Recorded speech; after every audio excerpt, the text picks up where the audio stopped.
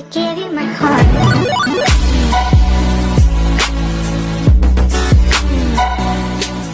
ये कहानी है 1938 की।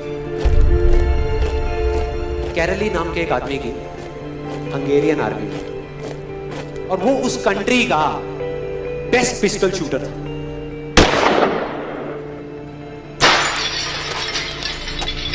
जितनी भी नेशनल चैंपियनशिप्स हुई थी उस कंट्री में, उसको वो जीत चुका था। और सबको ऑलमोस्ट कंफर्म था कि 1940s में जो ओलंपिक्स होने वाले हैं उसमें गोल्ड मेडल कैरली को ही मिलेगा। और उसने सालों से ट्रेनिंग करी थी। उसका एक ही सपना था, एक ही फोकस था कि मुझे अपने इस हाथ को दुनिया का बेस्ट शूटिंग हैंड बनाना है, बेस्ट बनाना है, बेस्ट बनाना है। और वो कामयाब हो गया, उसने बना लिया बेस्ट शूटिंग हैंड। सिर्फ 2 साल का फर्क था। 1938 में एक आर्मी का ट्रेनिंग कैंप चल रहा था। क्योंकि वो आर्मी में था तो एक एक्सीडेंट हो गया। उसके उसी हाथ में जिससे उसने गोल्ड मेडल जीतना था, उसमें एक हैंड ग्रेनेड फट गया और वो हाथ चला गया। जो उसका सपना था, जो फोकस था, सब खत्म।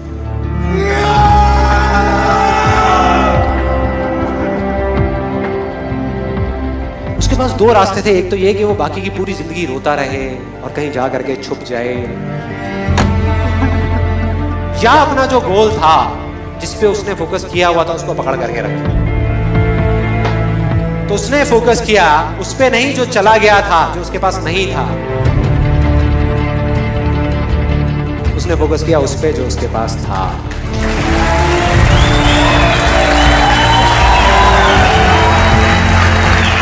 जो उसके पास था, और क्या था उसके पास में?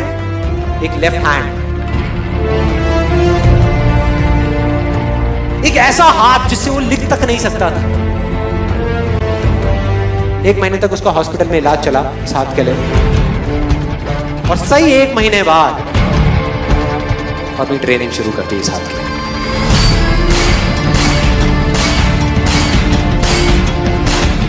ट्रेनिंग के 1 साल बाद, मतलब कि 1939 में वो वापस आया।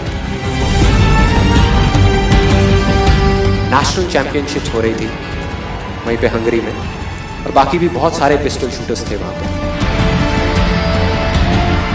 उन्होंने जा करके उसको कांग्रेचुलेट किया, कहा कि यार देखो, ये होता है जज्बा, ये होती है स्पोर्ट्समैन स्पिरिट, कि इतना सब कुछ होने के बाद भी तुम यहां पर आए हो हमको देखने के लिए और हमारा हौसला बढ़ाने के लिए। किसी को नहीं पता था कि वो 1 साल से अपनी ट्रेनिंग कर रहा था लेफ्ट हैंड की, और उसने जवाब दिया, मैं यहां पर तुम्हारा हौसला बढ़ाने नहीं आया, तुम्हारे साथ कॉम्पीट करने आया हूं, तुमसे लड़ने आया हूं, तैयार हो जाओ। और कंपटीशन हुआ। बाकी सब वहां पर जितने भी लोग थे वो कॉम्पीट कर रहे थे अपने बेस्ट हैंड से। ये कॉम्पीट कर रहा था अपने ओनली हैंड से, ओनली हैंड से। कौन जीता?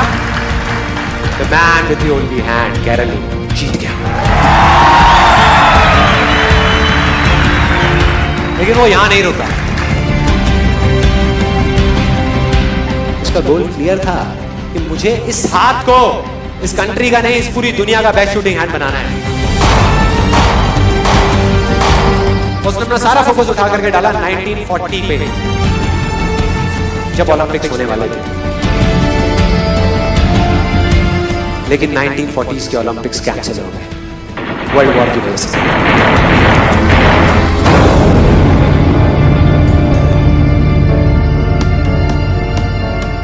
उसने अपना सारा फोकस उठा करके कहां डाल दिया?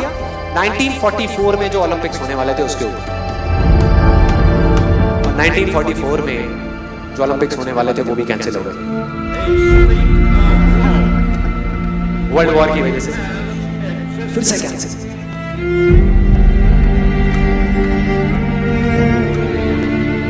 उसने अपना सारा फोकस उठा करके डाल दिया 1948 के ओलंपिक्स में। 1938 में उसकी एज थी 28 साल, 1948 में उसकी एज हो चुकी थी 38 इयर्स। और जो यंगर जो प्लेयर्स आते हैं निकल करके, उनसे कॉम्पीट करना मुश्किल होता चला जाता है। लेकिन मुश्किल नाम का ये वर्ड था ही नहीं उसकी डिक्शनरी में। वो गया, पूरे वर्ल्ड के बेस्ट शूटर्स आए हुए थे जो अपने बेस्ट हैंड से कॉम्पीट कर रहे थे, और ये अपने ओनली हैंड से कॉम्पीट कर रहा था। और कौन जीता? The man with the only hand.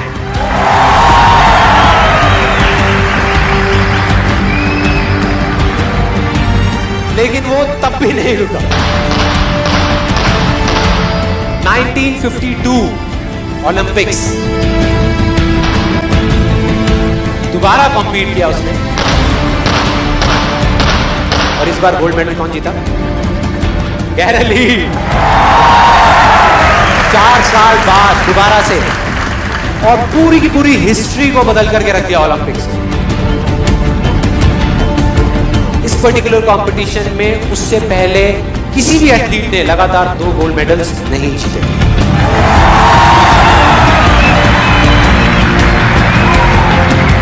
अब किसी भी लूजर के पास चले जाओ, उसके पास लिस्ट होगी बहानों की कि मैं इस वजह से फेल हुआ अपनी लाइफ में, इस वजह से मैं कुछ नहीं कर पाया। बहुत लंबी लिस्ट है। और दूसरी तरफ विनर के पास चले जाओ, उसके पास में 1000 वजह होगी वो ना करने की जो वो करना चाहता है, सिर्फ एक वजह होगी वो करने की जो वो करना चाहता है, और वो कर जाएगा।